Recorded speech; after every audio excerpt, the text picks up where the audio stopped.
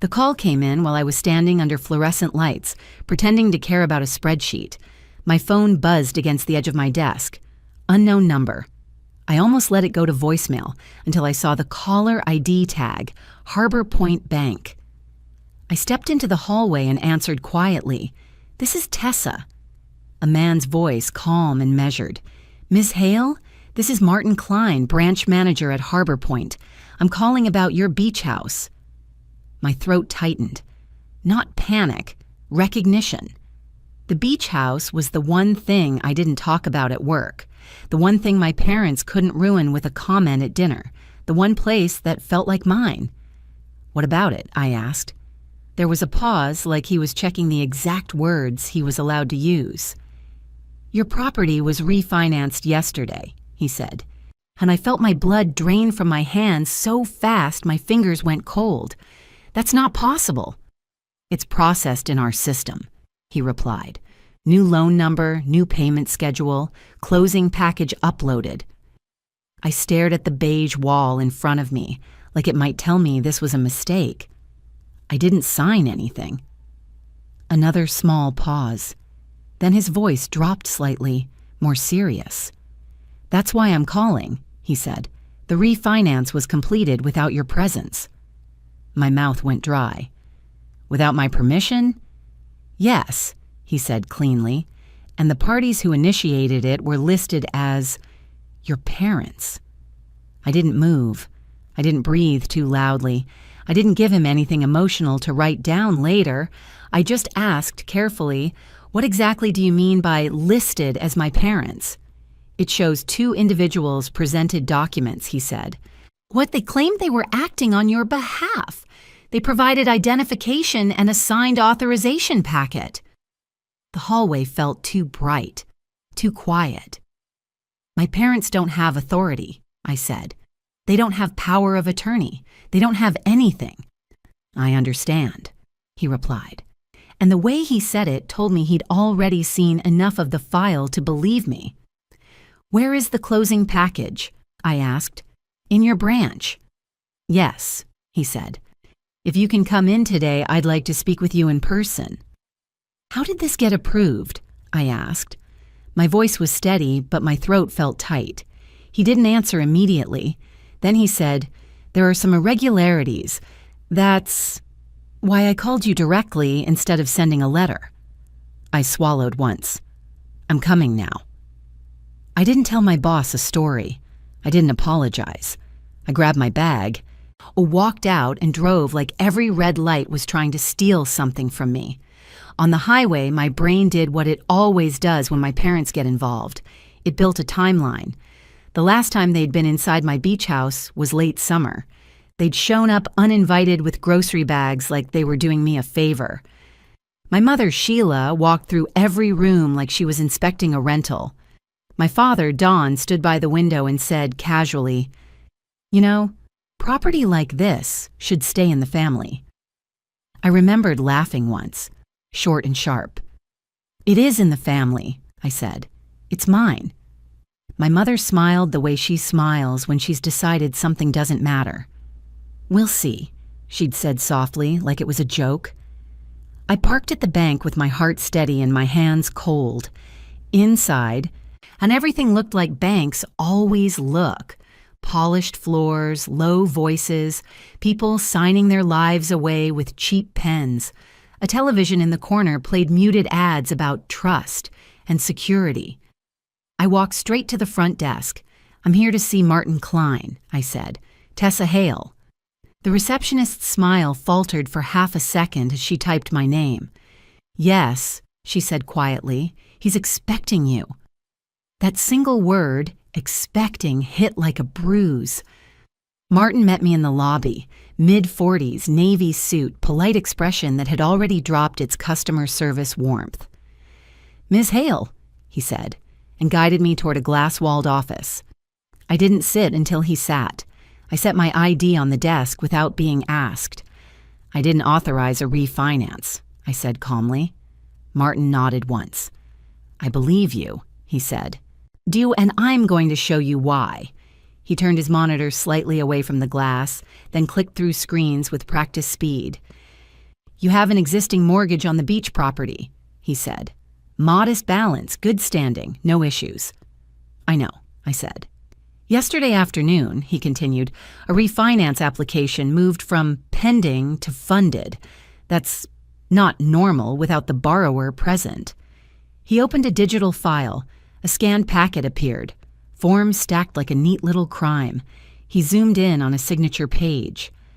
This is the signature used, he said. I leaned forward just enough to see it. My name, my address, my handwriting, almost. Almost doesn't count. That's forged, I said. Martin's eyes flicked to me, then back to the screen. Yes, he said quietly. I compared it to your signature card on file. It doesn't match your pressure pattern. My stomach turned, but I kept my voice level. Who signed it? Martin didn't say my parents' names again like he was trying not to inflame me, but the file didn't have that restraint. They presented themselves as your authorized representatives, he said. They provided documentation claiming permission. Show me, I said. He clicked.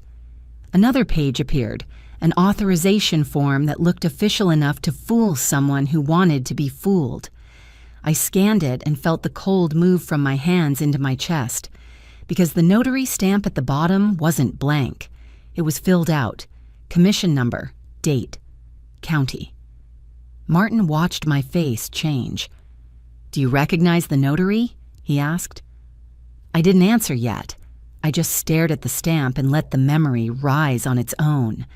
My mother had a friend who helped with paperwork, a woman who used to show up at family parties with a leather tote bag and a smile that didn't reach her eyes.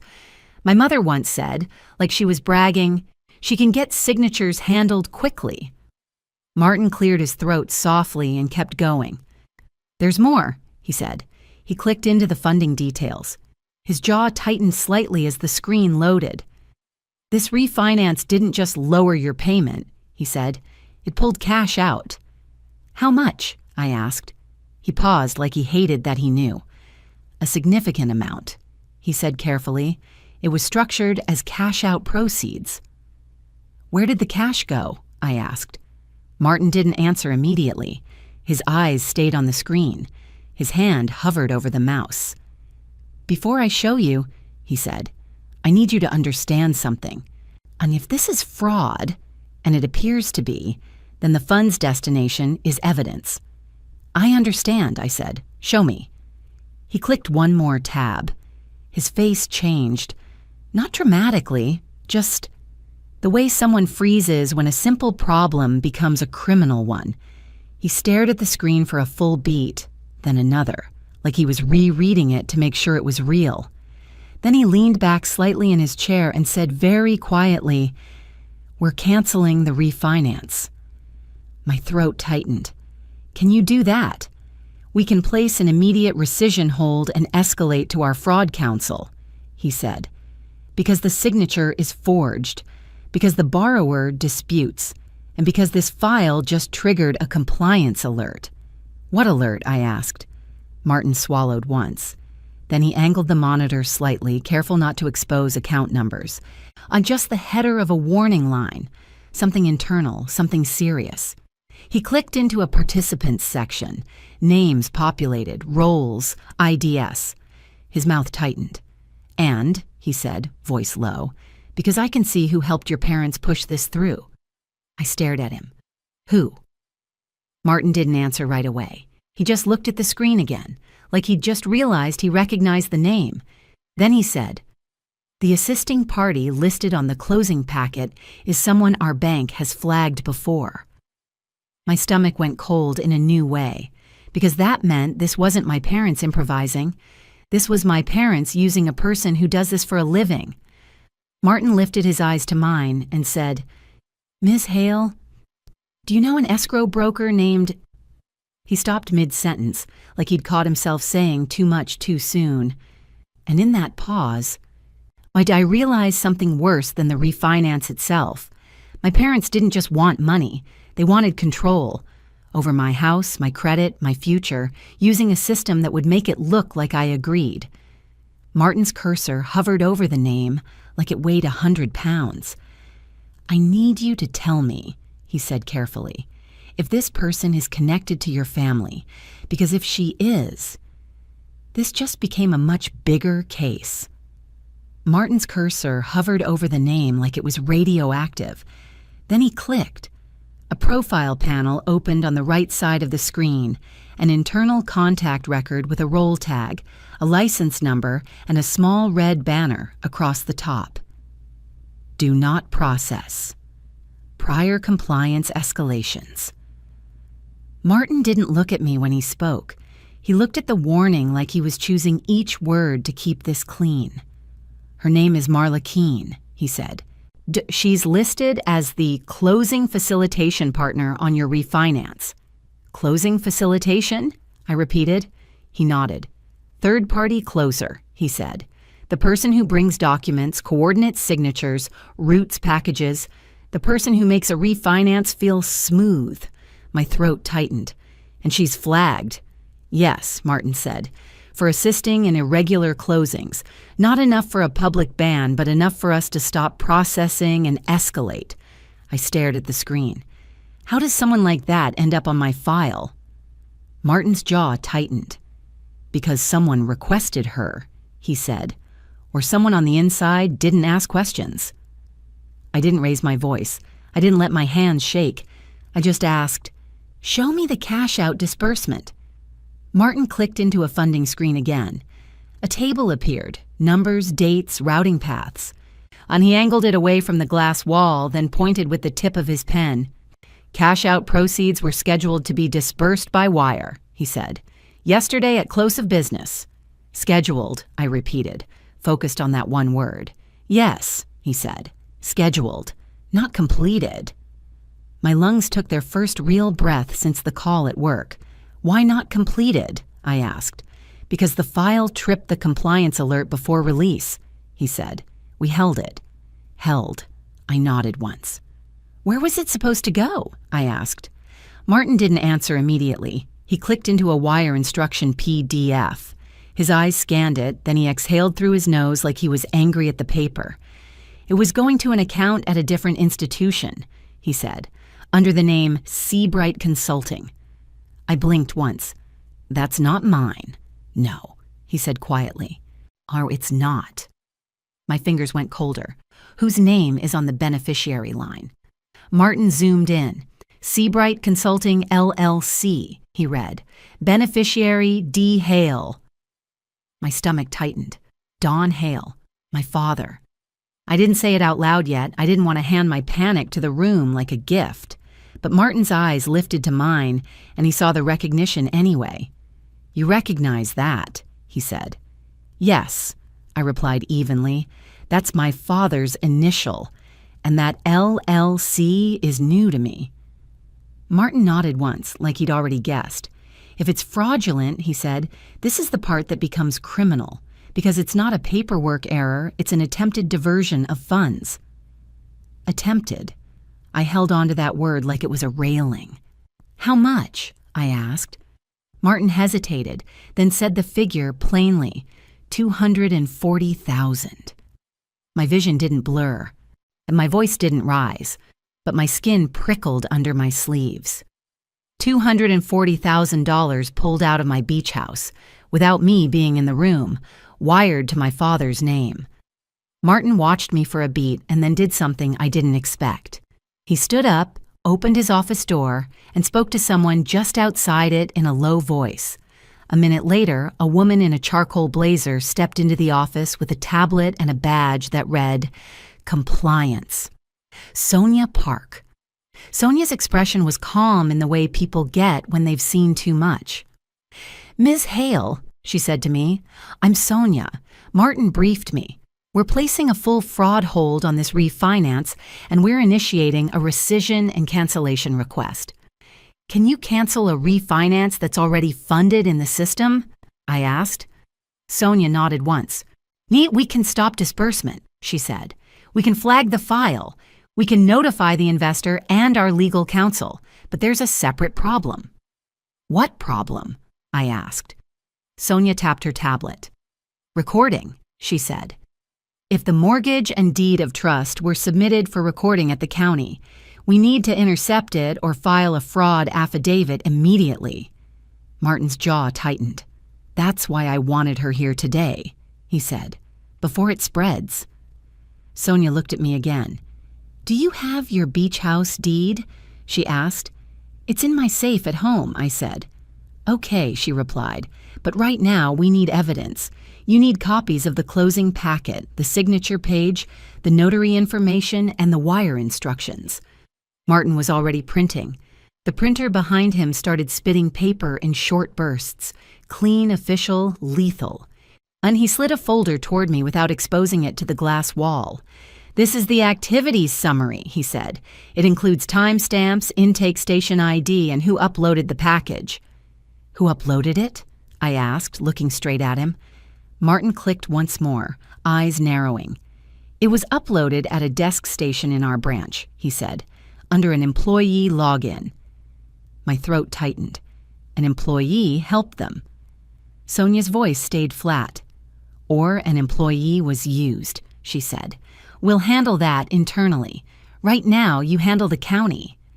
I nodded once. Call them, I said.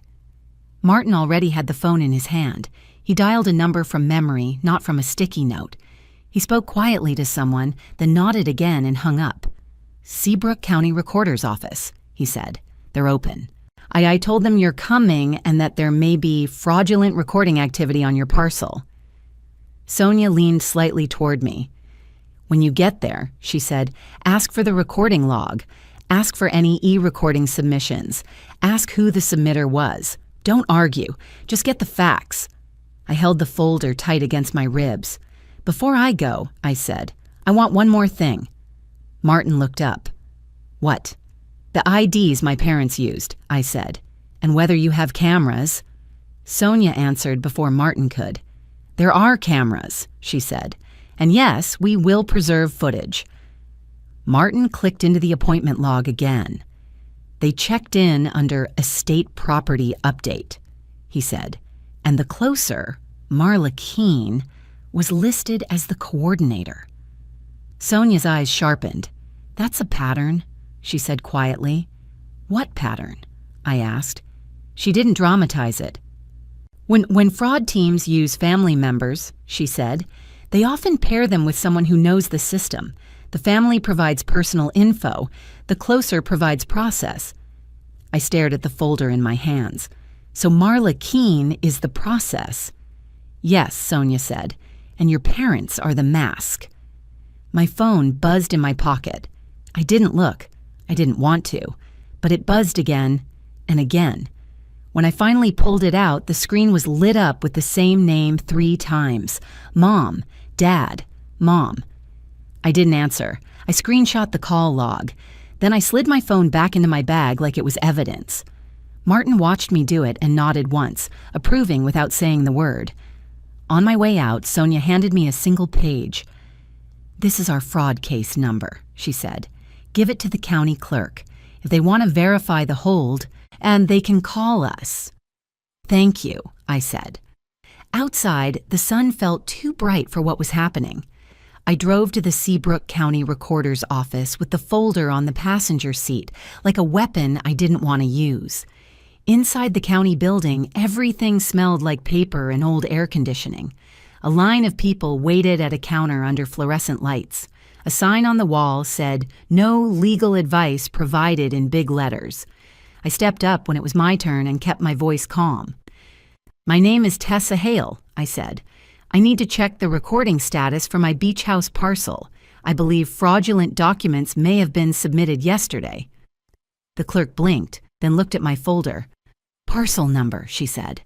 I gave it to her. She typed. Her face stayed neutral at first, then she paused. Her eyes narrowed slightly at the screen. What? I asked.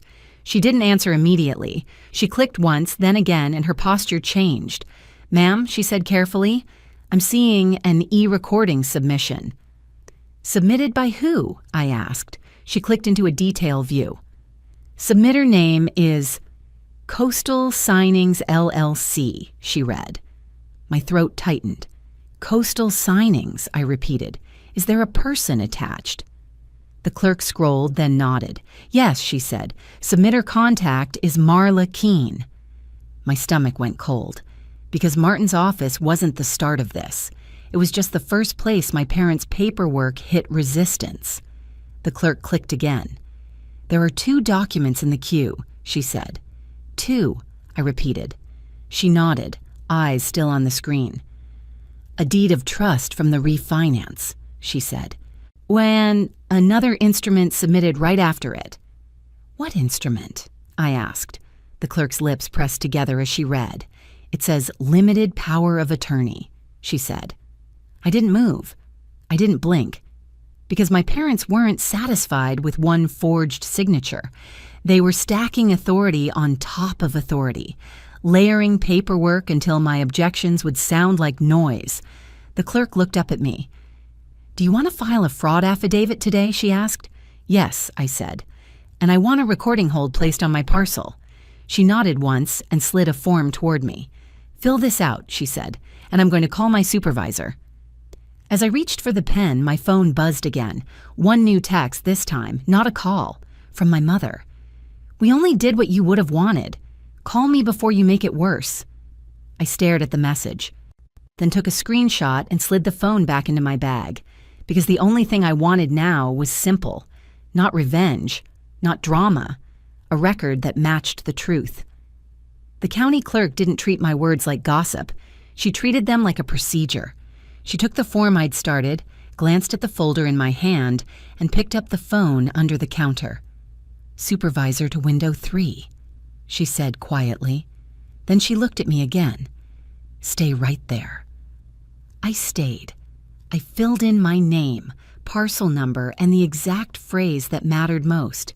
I did not authorize these documents. My hand didn't shake, but my stomach felt hollow, like my body was trying to make room for what was coming. 2 minutes later, a woman in her 50s walked out from a side door with a badge clipped to her belt and a binder tucked under her arm. She didn't smile. She didn't frown. She just looked at the screen behind the counter and then at me. I'm Denise Latham, she said, recording supervisor. You're alleging a fraudulent submission.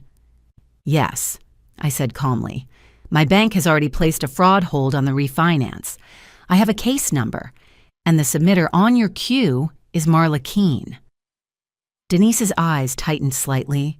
Not surprise, recognition. Coastal signings, she said under her breath, then looked back up. Do you have ID? I slid it to her. She glanced at it once, then handed it back like she was already past the who and into the what. I'm placing a temporary hold on the parcel, she said. It doesn't erase the submission, but it prevents recording from completing until we review. Do it, I said. Denise turned to the clerk. Pull the submission details, she said. R and the clerk started typing fast. Denise leaned toward me. I need you to understand, she said quietly.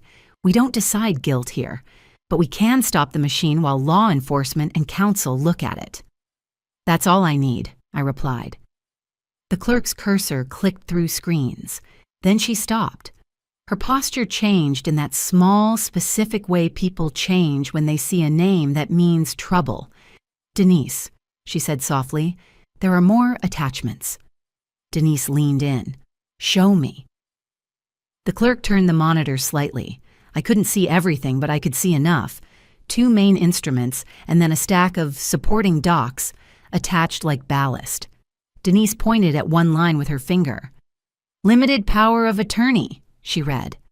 I didn't sign that either, I said. Denise nodded once, then tapped another attachment. Borrower affidavit, she read, voice flat. Identity verification. My throat tightened.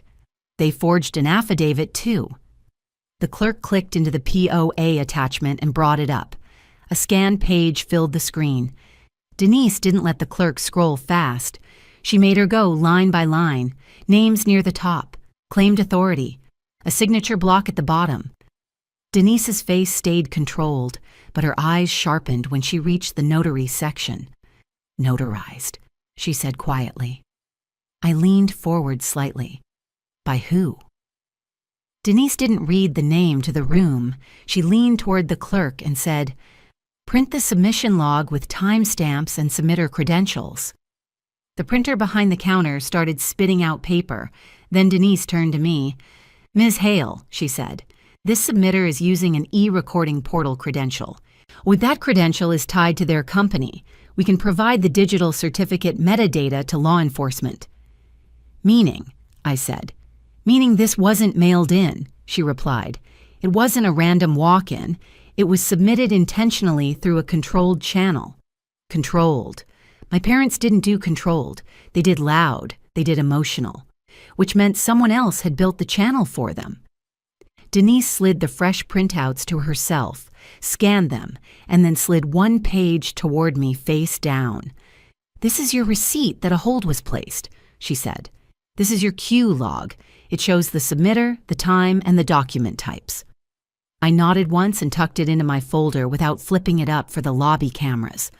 Denise leaned closer. "We see Coastal signing submissions often," she said quietly. "When they're clean, they're clean. When they're not, they arrive in clusters. POA, affidavit, quick cash out, quick record. Clusters." I swallowed once. "So what happens now?" "You finish the fraud affidavit," she said. "We timestamp it today. Then I'm emailing our legal counsel and flagging this for our fraud liaison. If your bank counsel reaches out, we'll coordinate." "Can I also place an alert on the parcel?" I asked, "so I'm notified if anything else is submitted?" Denise nodded. "We can do a property fraud watch," she said, "and I'm doing it." I exhaled slowly for the first time in an hour. Then my phone buzzed again. Not Mom this time. Martin Klein, Harbor Point Bank. I stepped away from the counter and answered softly. "Martin." His voice was tighter now, still professional, but faster. "Miss Hale, I need you to know your parents are at the branch." My skin prickled. "Right now." "Yes," he said, "and they did not come to apologize." I didn't ask how he knew. I could picture them too clearly. My mother's perfect posture, my father's quiet certainty, both of them dressed like they were going to church. "What are they asking for?" I asked. Martin paused. "They're demanding release of the cash-out proceeds," he said. "They're claiming you authorized them verbally and that you're confused." I kept my voice steady. "Do not speak to them about me." "I'm not," he replied. "Compliance is with me. Security is with me. But there's something else." "What?" I asked. "They brought Marla Keene," he said. My throat tightened hard. "Of course they did." Martin's voice dropped. "Marla is trying to pressure staff," he said. "She's referencing relationships and saying the wire was already approved." My fingers went colder around my phone. "Is it?" "No," he said firmly. "It's held, but she's trying to create urgency so someone makes a mistake." "Don't," I said. "Keep it frozen." "We are," he replied. "But I need you here. Not for them, for the record." I looked back at the county counter where Denise was watching me now, waiting calmly like she already knew the bank would pull me back. "I'm at the recorder's office," I said. "They placed a hold on my parcel." Martin's exhale sounded like relief. "Good," he said. "Then come straight here when you're done. And Miss Hale, do not come through the front lobby if you don't want them seeing you. Security can bring you in the side door." "I don't care if they see me," I said quietly. But I care about them performing." Martin paused. "Then use the side door," he said. I went back to Denise and finished the fraud affidavit with the same calm tone I used to write work emails. Date, parcel, statement, signature. The irony wasn't lost on me. The county required my signature, and I had to have it notarized to file the affidavit. Denise didn't smile when she said it. "We have an in-house notary," she said. "You'll sign in front of her." "Good," I replied. 10 minutes later, I signed once, in front of a notary I could see with my own eyes, under fluorescent lights that made everything honest. The notary stamped it.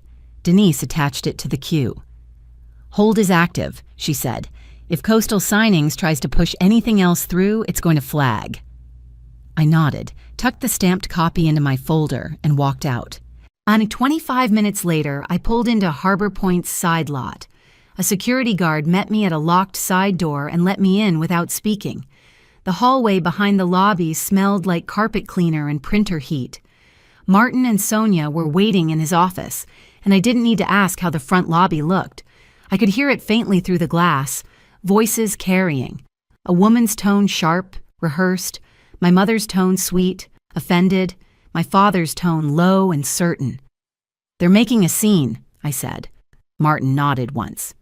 "They're trying," he replied. Sonia stepped closer to me. "We have the recording hold confirmation from your county," she said. "Good timing." I handed over Denise's paperwork. Sonia scanned it quickly, then looked up. "This will help our legal team," she said. "Now, watch this." She turned Martin's monitor slightly. I clicked into an internal log and pulled up a time-stamped event list tied to the refinance file. "Your parents didn't just show up with papers," Sonia said. "They used a bank employee pathway." My throat tightened, meaning someone inside pushed it. "Or someone inside was tricked," she corrected, and then she clicked another tab that made Martin's jaw harden. "Employee Station ID," Sonia read, "and the login used to accept the packet." She turned the screen just enough for me to see a name line. No personal data, just the identifier. "Loan associate, Kevin Rourke," she said. Martin's mouth tightened. "He's new," he murmured. "Transferred in 2 months ago." Sonia's voice stayed flat. "He accepted the packet under standard review," she said, and the closer listed, Marla Keene, was entered as the facilitator. Martin leaned back slightly. Which shouldn't have passed," he said. "Correct," Sonia replied. Then she clicked again. Martin froze. "What?" I asked. Sonia pointed at a line in the log. "A release attempt," she said. "Someone attempted to push the wire out this morning." My skin prickled. "From where?" Sonia tapped the screen. "Internal override request," she said. "Submitted from a desk station in the lobby." My mouth went dry. "While I was at the county?" "Yes," Sonia said. "And it was denied because the fraud hold is active." Martin looked up at me. "They didn't come here to negotiate," he said quietly. "They came here to apply pressure while trying to slip the wire out through staff." My chest tightened, but my voice stayed calm. "So they're trying to exploit a person, not a system." Sonia nodded once. Exactly." Then Dana, security, stepped into the office without knocking. "They're escalating," she said calmly. "Marla is demanding to speak to someone higher. Your mother is crying. Your father is telling customers you're ill." I didn't blink. "And?" I asked. Dana's eyes flicked to Sonia's monitor. "And we just got a call from another branch," she said. "Same closer name, same packet style, different property." Martin's face tightened. "Another property," he repeated. Dana nodded once. "They're running multiple files," she said. "Or trying to." Sonia's posture sharpened instantly. "That means pattern," she said. Martin looked at me, voice low. "Ms. Hale," he said, "if this is a pattern tied to Coastal Signings and Marla Keene, we're not just canceling your refinance." He paused, eyes hard. "We're reporting it." I nodded once. "Eyes good," I said. Dana glanced toward the door. "They just asked if you're here," she said quietly. I stood up slowly, folder in my hands, and felt the strange calm that comes right before a confrontation you didn't start. "Tell them nothing," I said. Sonia's eyes stayed on mine. "We can also call police," she said, "if they refuse to leave or intimidate staff." "Do it," I said. And right as Sonia reached for her phone, my own phone buzzed with a new notification from Harbor Point's app, an alert I'd never seen before. Account profile change requested. Mailing address update. Pending approval. I stared at the screen, then looked up at Martin.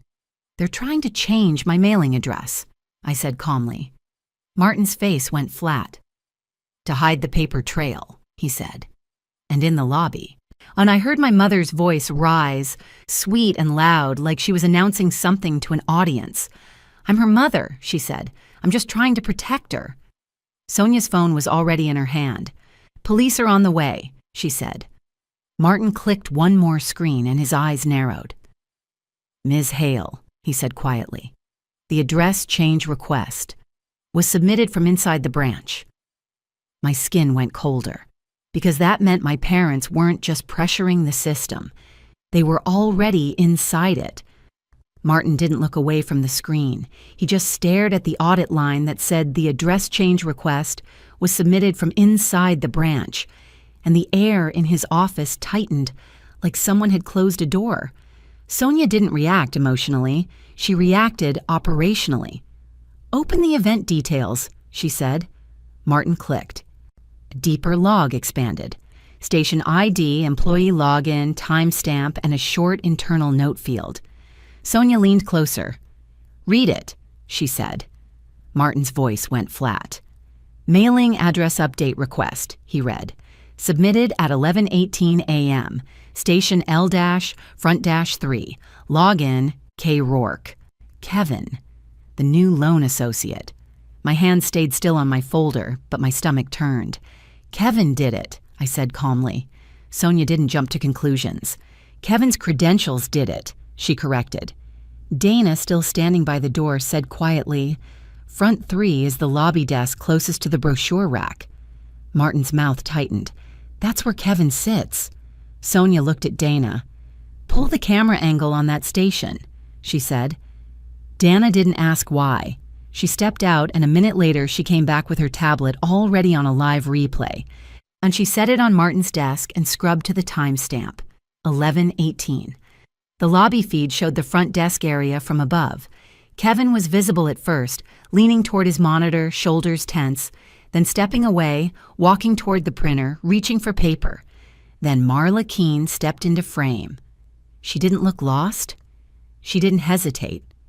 She moved like she knew exactly what to do with a bank workstation. She leaned in close behind the counter, angled her body so the lobby couldn't see her hands, and reached toward Kevin's keyboard. My skin prickled. She's at his station, I said.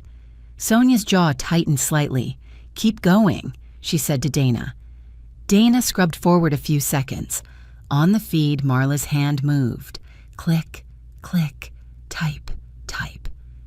Then she stepped back as Kevin returned, holding printed pages. Kevin sat down, and Marla smiled at him like she'd just handed him something he didn't want to hold. Martin's face went tight. So the address change wasn't my parents', he said. It was Marla using an employee station. Sonia didn't blink. It could be both, she said. They can pressure him while she does the work. My phone buzzed again in my bag, but I didn't reach for it.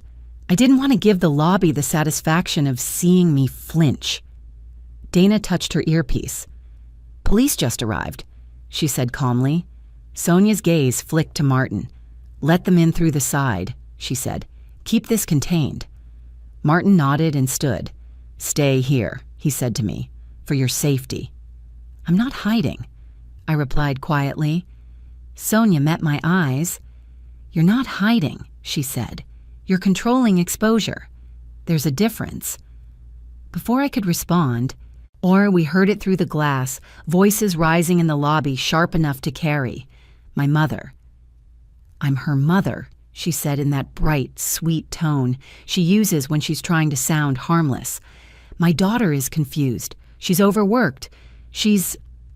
A deeper voice cut in, calm and firm. An officer. Ma'am, he said, I'm going to need you to lower your voice. My father's voice followed, low and certain. This is ridiculous, he said. We have documents. We have authorization. We're here to resolve a mistake. Resolve a mistake. He meant extract a wire. Sonia turned to Dana. Get the footage and print the log, she said. I want it ready. Dana nodded once and moved.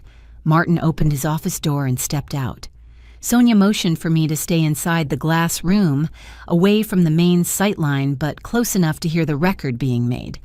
In the next few minutes felt like watching a storm through a window. Martin spoke with the officer in a controlled tone. My mother cried softly on command. My father kept repeating, "Authorized," like it was a spell. And Marla didn't cry at all. She leaned in close to the counter, jaw tight, eyes sharp, trying to force urgency into the staff. Then the officer's voice rose slightly, still calm, just louder so it would land. "Who is the account holder?" he asked. My mother answered too fast. "She is," she said, gesturing vaguely, "but she can't handle these matters. That's why we—" "Ma'am," the officer said, cutting her off, "I didn't ask who you think can handle it. I asked who owns the property." My father's tone sharpened. "Our daughter," he said, "Tessa Hale." Sonia looked at me. "That's your cue," she said quietly. Short, clean. I stepped out of the office and into the hallway, then into the lobby sightline. My parents' heads snapped toward me instantly like they'd been waiting to pounce. My mother's face lit up with fake relief. "Tessa," she gasped. "Thank God. Tell them. Tell them we were just helping." I didn't look at her. I looked at the officer. "My name is Tessa Hale," I said calmly, and held up my ID. I did not authorize any refinance. I did not sign any documents. My signature was forged. The officer took my ID, glanced at it, then looked at Martin. "You called her," he said. "Yes," Martin replied, "because the signature doesn't match, and because the file triggered compliance alerts." My father stepped forward half a pace. "This is a family misunderstanding," he said, voice low and firm. "We were acting on her behalf. She's stressed." I didn't react. I reached into my folder and pulled out the county paperwork, just the top page. "The recorder's office placed a hold on my parcel," I said to the officer. "2 fraudulent instruments were submitted for recording through an e-recording credential tied to Coastal Signings, LLC. Submitter contact, Marla Keene." Marla's head snapped toward me. Not fear, anger, like I'd stolen her timing. "That's not what that means," Marla said quickly, stepping closer. "It's a routine submission. Sometimes borrowers get nervous and—" The officer turned his head toward her. "Ma'am," he said evenly, "who are you?" Marla smiled like she'd practiced it in a mirror. "Marla Keene," she said. "Closing facilitator. I'm here to help resolve—" "Are you an employee of this bank?" the officer asked. "No," Marla said, still smiling. "Ah, then you don't get to resolve anything at their counter," the officer replied, tone unchanged. "Step back." My mother's voice rose again. "Officer, please," she said, tears already built into it. "My daughter is unstable. She doesn't understand what she's doing. She—" The officer didn't even look at her this time. He looked at Martin. "Where's your compliance officer?" he asked. Sonia stepped forward beside Martin like a shadow turning solid. "Sonia Park," she said. "Compliance." The officer nodded once. "You have evidence this was forged," he said. "Yes," Sonia replied. "Signature mismatch. Cash-out disbursement wired to a beneficiary connected to the parents. Attempted wire release. Attempted address change, submitted from inside the branch." The officer's eyes narrowed. "Attempted address change," he repeated. Sonia didn't dramatize it. "It's in the audit log," she said. "Station ID, timestamp, and login used." My father's face tightened. "This is harassment," he said. Sonia looked at him once, cool and flat. "No," she said, "this is documentation." Dana returned quietly with a sealed envelope and a printout. She handed it to Sonia, who handed it to the officer. The officer scanned it, then looked up. "Logan used was Kevin Rourke," he said. Kevin, who had been hovering near the side of the lobby this entire time, flinched. My mother's head snapped toward him. My father's eyes narrowed like he was warning Kevin without speaking. Marla didn't look at Kevin at all. She kept her eyes on the officer, trying to control the narrative. "That's impossible," Marla said quickly. "I never touched a bank computer." Dana spoke before Sonia could. "We have camera footage," she said evenly. "Time-stamped. You at his station at 11:18. Marla's smile twitched. My mother's tears stopped midstream for half a second. The officer turned toward Marla again. "Ma'am," he said, "do you have any reason to be at a bank employee station?" Marla's voice tightened. "I was leaning over to point something out," she said. "That's all." Dana didn't raise her voice. "You typed," she said. "We can see your hands." Sonia stepped closer to the officer. "We also have a separate log," she said. "An internal override request to release the wire this morning. It was denied because the fraud hold was active." The officer looked at Martin. "Wire amount?" he asked. Martin's jaw tightened. $240,000, he said. My mother made a small sound in her throat like she'd forgotten to play confused and accidentally played caught. My father's expression stayed tight and controlled, but his eyes flicked once toward the exit. The officer looked at me. "Miss Hale," he said, "I'm going to ask you a question, and I need a simple answer. Did you authorize your parents to refinance your beach house?" "No," I said. "Did you authorize them to receive cash-out proceeds?" he asked. "No," I said again. He nodded once. "Okay," he replied. Then he turned back toward my parents and Marla, and his tone shifted from customer service police to "this is now a case." "Ma'am," he said to Marla, "I'm going to ask you to provide identification." Marla's smile returned too quickly. "Of course," she said, reaching into her bag. My mother jumped in. "She's helping us," she said brightly. "She's a professional." The officer didn't respond to professional. He responded to what he could prove. He took Marla's ID, glanced at it, then spoke quietly into his radio. Dana's tablet chimed with a new incoming alert from security, an internal message. Dana glanced down, then looked up at Sonia. "The other branch called back," she said quietly. "The second property attempt, they have the same closer name, same company credential." Sonia's posture sharpened. "Pattern," she murmured. The officer heard it anyway. "Second property attempt," he repeated. Sonia nodded once. "Not your jurisdiction, maybe," she said, "but it's relevant. Coastal Signings is appearing across multiple irregular files." The officer's gaze settled on Marla again, and something in his face changed. Recognition, not suspicion. When he looked down at Marla's ID, then back up and said very calmly, "Ms. Keene, do you know you're already listed in a financial crimes bulletin?" Marla's smile froze. My mother's mouth opened slightly. My father went still. And the officer's next sentence landed like a door locking. "I need you to stay right here," he said to Marla, "because a detective is on the way, and this file is about to get a lot bigger than your little closing packet." The detective arrived the way real consequences arrive, quiet, fast, and without asking anyone's permission. He didn't storm in. He didn't raise his voice. He walked through the bank doors with a notebook in one hand and a badge already out, eyes moving over faces like he was counting exits. "Detective Owen Mercer," he said to the officer, then to Sonia. "Financial crimes." Marla tried to recover her smile. "Detective, this is a misunderstanding." Mercer didn't look at her yet. He looked at Martin. "Who's the borrower?" he asked. Martin gestured toward me. "Tessa Hale," he said. "She's the owner on record. She disputes the refinance and the signatures." Mercer's gaze landed on me, calm and direct. "Ms. Hale," he said, "did you sign any refinance documents yesterday?" "No," I answered. "Did you authorize anyone to sign for you?" he asked. "No," I said again. He nodded once like he was checking boxes, not collecting emotion. Then he turned his attention to the machine that mattered most. "Show me what you have," he said to Sonia. Sonia didn't give him a speech. She gave him a folder.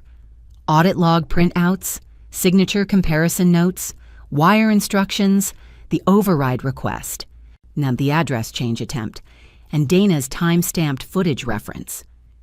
Mercer scanned the top page, then looked up at Dana.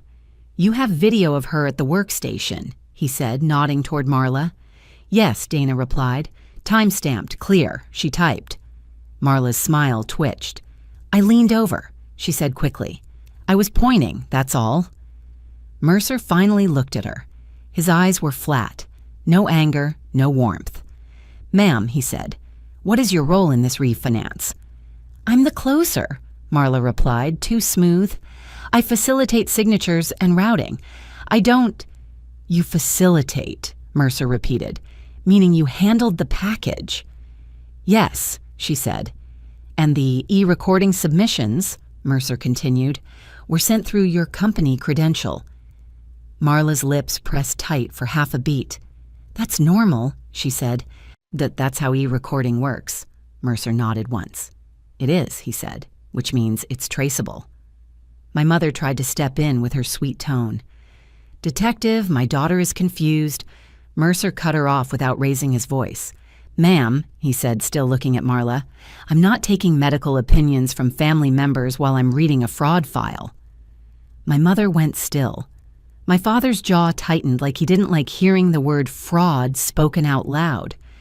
Mercer turned to Martin. "Cash out amount?" he asked.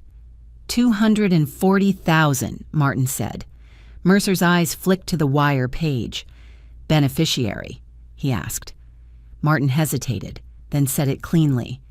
"The wire instructions route to an account named Seabright Consulting. Beneficiary line shows D. Hale." My father's eyes flashed. "Detective," he said, low and firm. "Nah, this is harassment. That's my business account. We were—" Mercer held up one hand, not to silence him forever, just to stop him from flooding the record with noise. "You can explain later," Mercer said. "Right now, you're going to stop talking." My father's mouth tightened, but he stopped. Mercer turned back to me. "Ms. Hale," he said, "do you want to pursue charges?" "Yes," I replied, and my voice didn't shake. "I want the refinance canceled, my parcel protected, and an investigation opened." Mercer nodded once. "Good," he said, "because this isn't a civil disagreement. This is attempted mortgage fraud with a planned diversion of funds." Marla's smile cracked slightly. "Attempted," she echoed, like she wanted to cling to the word. Mercer didn't argue. "Attempted is still criminal," he said. Then he moved, efficient. When he asked Martin for the branch station ID log, he asked Sonia for the internal fraud case number. He asked Dana to preserve the footage and produce a certified copy. He asked for Kevin. Kevin stepped forward from the side of the lobby, looking pale, eyes darting toward my parents, like he was searching for permission to speak. Mercer studied him for 1 second. "Were you threatened?" he asked. Kevin swallowed. "No," he said too fast. Mercer's tone didn't change. "Were you pressured?" he corrected. Kevin's throat moved again. His eyes flicked to Marla, then away. "She kept saying the wire had to go out today," Kevin muttered. "She said she'd worked with the bank before. She said she knew people." Mercer nodded once. "Did she touch your workstation?" he asked. Kevin hesitated. Dana didn't speak. She didn't need to. The camera already had the answer. Kevin's voice came out small. "Yes," he admitted. "She leaned over. She typed something. I thought she was just pulling up the file." Mercer turned to Marla. "You typed under his credentials," he said. Marla's smile returned, strained. "That's not illegal," she snapped. "I was trying to fix the file." Mercer's eyes stayed flat. "It becomes illegal when the file is fraudulent," he said. "And you knew it was because you layered authority." Sonia's head lifted slightly. "Layered authority?" she echoed. Mercer nodded. "Deed of trust," he said, counting off. "Limited power of attorney. Borrower affidavit. Address change attempt. That's not fixing. That's hiding." My mother's voice rose again, trying to pull the room back into her orbit. "This is ridiculous," she cried. "Wait, we're her parents." Mercer turned toward her, calm as a locked door. "And you're also the people trying to extract $240,000 from her property," he said. "So your title doesn't help you." My mother's tears stopped on the spot. My father took one step backward like he was recalculating. Mercer spoke into his radio, short, precise phrases. Then he looked up. "Marla Keene," he said, "I'm detaining you pending further investigation. I'm also requesting a warrant for your phone and any devices used to submit these e-recording instruments." Marla's eyes widened. "Detaining me?" she snapped. "For what? Doing my job?" Mercer didn't flinch. "For your role in a fraudulent refinance," he said, "and for manipulating a bank workstation to attempt an address change while the borrower disputed the file." Marla's voice rose. "This is insane." The officer stepped closer. "Ma'am," he said evenly, "turn around." Marla looked at my parents like she expected them to rescue her. My father didn't move. My mother didn't move. Because my parents only love people when those people are useful. Marla's shoulders tightened. Then she turned, jaw clenched, and the cuffs clicked. The sound hit my mother differently than it hit me. It didn't sound like justice to her. It sounded like risk. My father tried one last time to control the outcome. "Detective," he said, "you can't treat us like criminals." Mercer looked at him. "Then stop acting like one," he replied. He turned to me again. "Miss Hale," he said, "Now, your parents are not being arrested at this second unless we establish probable cause for their direct participation beyond the attempted wire destination." My father's posture relaxed for half a breath. Then Mercer continued, "But we're going to establish it." He held up the wire instructions page. "This doesn't route to Coastal Signings," he said. "It routes to a beneficiary tied to your father's name." My father's face tightened again. Mercer pointed to the county hold paperwork. "And the e-recording submission is tied to the closer credential," he said. "But who benefits from the cash out is clear." My mother tried to laugh like it was harmless. "That's just how paperwork gets done," she said too brightly. Mercer's eyes stayed flat. "No," he said. "That's how theft gets disguised." Then he looked at Sonia. "You have fraud counsel," he said. Sonia nodded. "Already engaged," she replied. "Good," Mercer said. "I want immediate written confirmation that the bank is rescinding the refinance, preventing disbursement, and preserving all internal logs." Martin nodded. "Done," he said. "Funds were never released." Mercer looked back at me.